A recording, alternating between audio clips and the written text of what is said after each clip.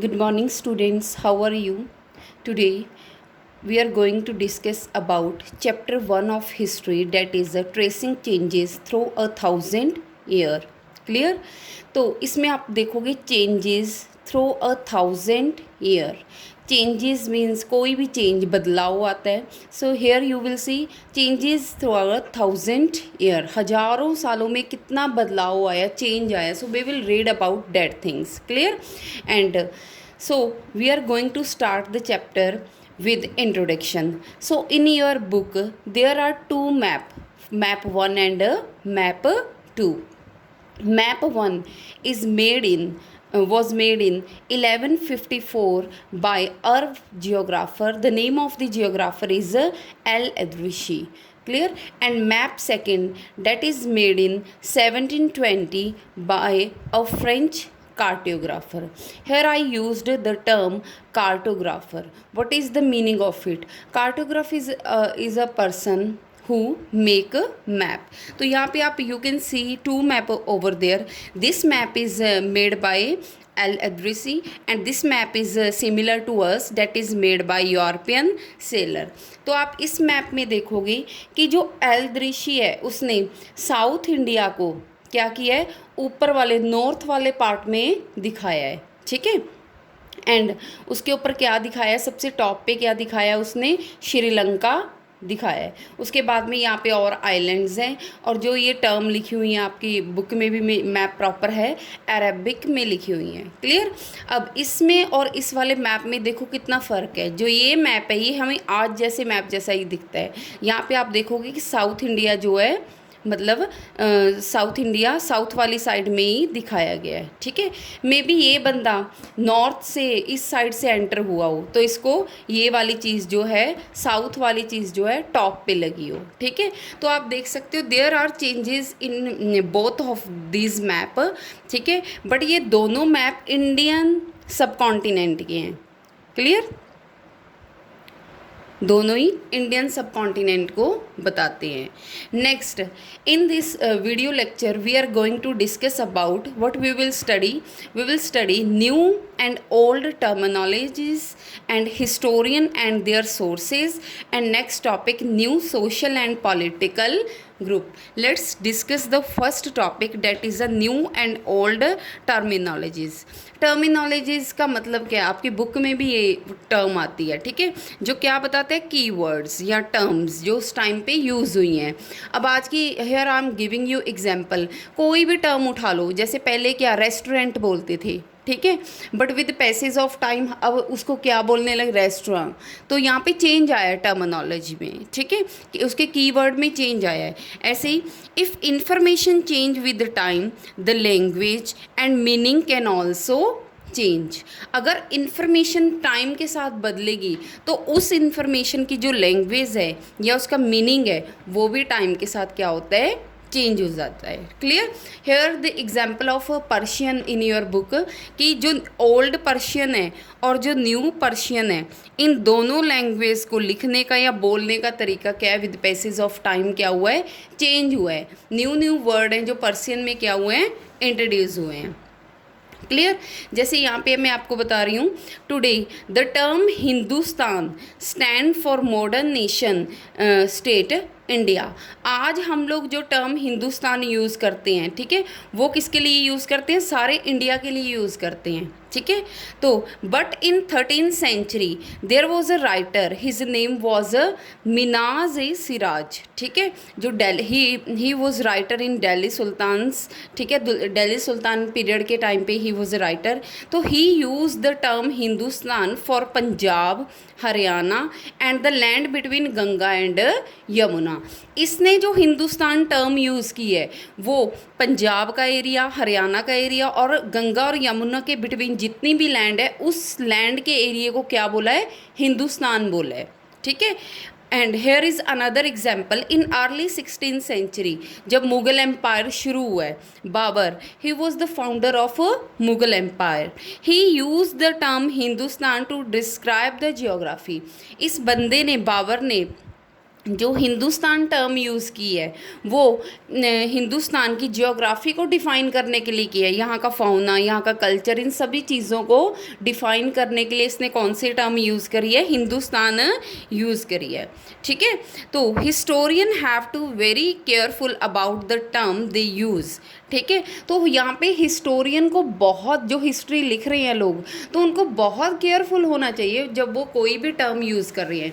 तो कर रही हैं, हमारा टॉपिक था न्यू एंड ओल्ड टर्मिनोलॉजी। ठीक है, ये टॉपिक हमने यहाँ से स्टार्ट किया। ठीक है, यहाँ पे आप देख सकते हो, यहाँ से स्टार्ट किया। तो यहाँ पे बताया कि with passage of time Hindustan word में ही, इसके टर्म्स में ही, इसके एरिया में ही बहुत बहुत चेंजेस आई हैं।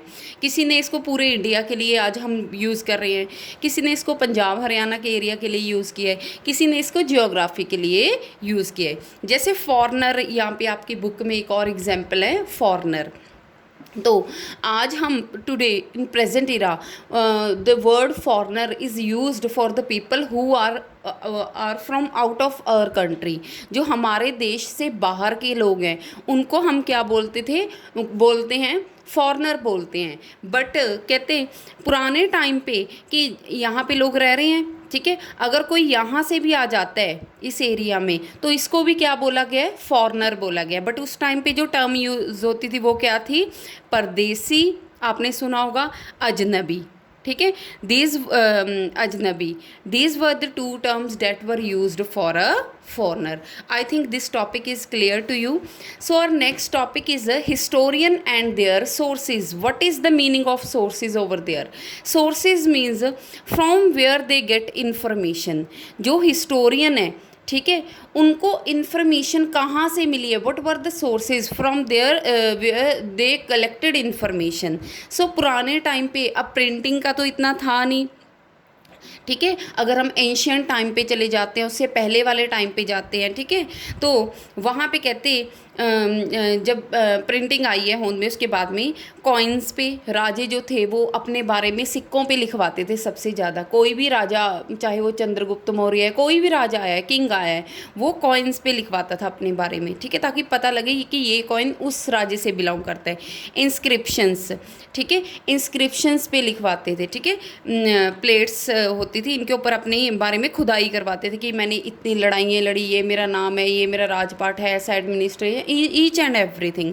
आर्किटेक्चर, जो उस टाइम पे बिल्डिंग्स बनाते थे, उसके बाद में टेक्सचुअल रिकॉर्ड जो थे, ठीक है, उस टाइम पे लिखा गया था जो, ठीक है, वहाँ से historian they get information. So these are the sources.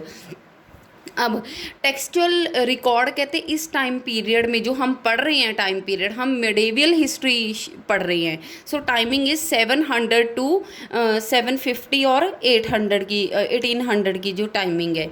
तो इस टाइम पे टेक्सचुअल रिकॉर्ड जो है ये इंक्रीज़ हो गए थे। अब बुक्स लिखनी लोगों ने ज़्यादा शुरू कर दी थी, क्योंकि पेपर उस टाइम पे, at that time paper became cheap and more widely, paper सस्ता हो गया था, क्लियर। अब ज़्यादातर जो उस टाइम पे बुक्स लिखी गई उसमें हॉली टेक्स्ट, क्योंकि these people were very religious, बहुत धार्मिक लोग थे, तो उन्होंने धर्म के बारे में लिखा है। After that chronicle of rulers, rulers ने क्या लड़ाइयाँ लड़ी हैं, कौन कौन रूलर रहा है, ठीक है, उनके बारे में। After that letter and teaching of saint, जो इस टाइम पीरियड में, मेडिवियल पीरियड में जितने भी सेंट हुए हैं उनकी क्या टीचिंग है, उन्होंने क्या बताया है, क्या लेटर्स थे, सभी चीज़ें लिखी गई हैं। जुडिशियल रिकॉर्ड, ठीक है, राजे ने अब राजे का नया चल रहा है सेशन में, जो भी उसने सज़ा सुनाई है, पनिशमेंट दिया है, या किसी को किसी भी तरह से ट्रीट किया, तो वो सारा लिखा जाता था। आफ्टर डेट रजिस्टर्ड, ठीक है। अब हमें पता चल रहा है that we get information from these things, ठीक है। बट यहाँ पे एक क्वेश्चन राइज होता है, but how it was circulated. अब जो इन्फॉर्मेशन यहाँ पे लिखी गई है ये सर्कुलेट कैसे होती थी, क्योंकि उस टाइम पे प्रिंटिंग जो प्रेस थी वो तो थी नहीं, ऐसे तो है नहीं कि एक बंदे ने एक बुक लिख दी उसकी प्रिंटिंग होगी फटाफट से, तब तो वो सभी लोगों को पहुँच गई, ठीक है। तो उस टाइम पे जो बुक्स थी वो बाय हैंड लिखी जाती थी, ठीक है, लोग हाथों से बुक्स लिखते थे। एक बुक अगर कोई लिखता था तो उस बुक को और कोई, जिनको स्क्राइब बोलते थे, वो अपन अगला टॉपिक आएगा, वो बैठ के क्या करते थे, कॉपी करते थे, ठीक है। तो यहाँ पे आपका अनदर टॉपिक बनता है, very important topic, manuscript and scribe. manuscript, what is it? Handwritten books usually collected by wealthy people, ruler, monasteries and temples keep in libraries and archives. ठीक है, तो उस टाइम पे जो हाथों से हैंड रिटन, हाथों से जो बुक्स लिखी जाती थी उनको क्या बोलते थे? These were known as manuscript.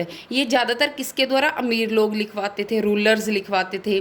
ठीक है, टेम्पल्स मोनेस्ट्रीज में इनको स्टोर करके रखा जाता था। और जो जगह जहाँ पे इनको स्टोर किया जाता था, the place where these books are stored, that place is known as archives. ठीक है, अब एक बंदे ने एक बुक लिख दी यहाँ पे, ठीक है, तो अब उस बुक को कॉपी करेंगे, ठीक है, और बुक्स लिखेंगे, राइट? तो उनको क्या बोलते थे? स्क्राइब्स। जो बंदे, people who copied the manuscript by hand, आगे बुक रख ली, उसको देख देख के बुक उतार रहे हैं दूसरी, तो उन लोगों को क्या बोलते थे उस टाइम पे? They were known as scribes. Clear? As but there was a problem. As scribed copied manuscript, they introduced small changes. ठीक है, अब आप हो, आप स्कूल नहीं गए, आपने अपने फ्रेंड की कॉपी ली है, उस पे से नोट्स उतारे हैं, तो कहीं ना कहीं आपके फ्रेंड ने कोई गलती, कोई लेटर की मिस्टेक हुई होगी, तो वो वैसे ही चेंज कर देते थे, वैसे ही गलती उतार देते थे, या अपनी साइड से कुछ चेंज कर देते थे, या फिर उनकी हैंड राइटिंग चेंज हो जाती थी। पहले किसी और तरह लिखते थे, ठीक है, बाद में जब थक जाते थे तो हैंड राइटिंग में चेंज हो जाता था, मैसेज में चेंज हो जाता था, मतलब उनको कहीं पे कुछ समझ नहीं आया तो वो अपने अकॉर्डिंगली बना के लिख देते थे। So these were the problems in these manuscripts. Clear? I hope this one topic is also understand to you कि लोग उस टाइम पे जो इन्फॉर्मेशन है कहाँ से कलेक्ट करते थे, ठीक है, उसके बाद में जो बुक्स उस टाइम पे लिखी जाती थी, दे वर रिटन बाय हैंड, उनको मैन्यूस्क्रिप्ट बोलते थे। और जो लोग उन बुक्स को कॉपी करते थे उनको क्या बोलते थे? They were known as scribes. So our next topic is new social and political group. अब हमने टाइम पीरियड हम पढ़ रहे हैं 700 to 1750। तो इस टाइम पे बहुत सारी टेक्नोलॉजी में, ठीक है, फूड में चेंजेस आई हैं। टेक्नोलॉजी में आप देखोगे कि पर्शियन व्हील ऑफ इरिगेशन, ये मैंने यहाँ पे छोटा सा बनाया है कि ये Persian wheel of irrigation use होता था, जो पानी निकालता था वेल में से, उसके बाद में वो वाटर कहाँ पे जाता था? खेतों में जाता था फॉर द इरिगेशन पर्पज़। तो उस टाइम पे स्पाइनिंग व्हील ऑफ वीविंग भी यूज़ हुआ है, चरखे का इस्तेमाल इस टाइम पे। अब आज के टाइम पे हमें कॉमन लगता है कि चरखा ही तो है, क्या है, बट उस टाइम पे ये वेरी इंपॉर्टेंट डिस्कवरी हुई थी। And farm arm of combat, ठीक है, लोगों ने अब पिस्तौल का, पहले वो तीर कमान तलवारों से लड़ रहे थे, अब थोड़ी पिस्टल वगैरह का इस्तेमाल यहाँ पे करने लग गए हैं।